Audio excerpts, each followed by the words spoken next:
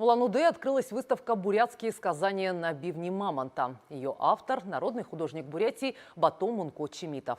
Он единственный сегодня в республике, кто работает в технике резьба по кости. На выставке в музее имени Сампилова побывала и наша съемочная группа. Материалом своих уникальных творений Батом Мунко Чимитов выбрал кость.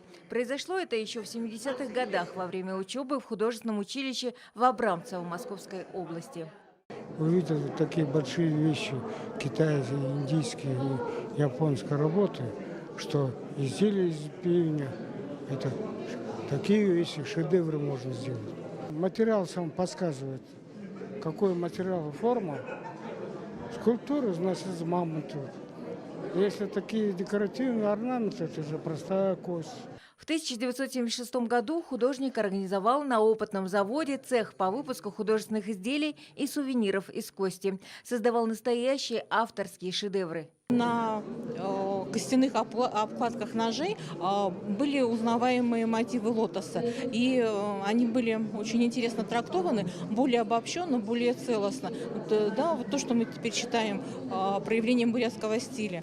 Благодаря работам Батом Мунко она теперь воспринимается как одна из основных техник.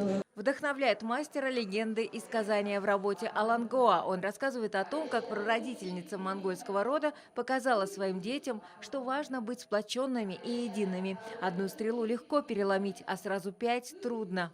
Особое внимание мастер уделяет буддийской тематике. Так, к примеру, из бивня мамонта сделана фигура 12-го пандита Хамбаламы Дашидаржа Этигелова.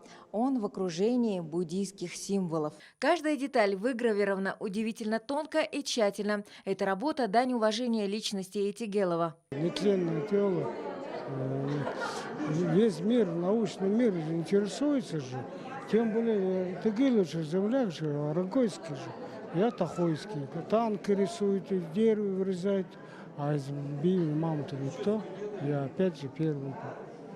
И потому что такие красивые вещи можно делать. Эти изделия по-настоящему завораживают. Работы мастера не раз лидировали на всероссийских конкурсах косторезного искусства.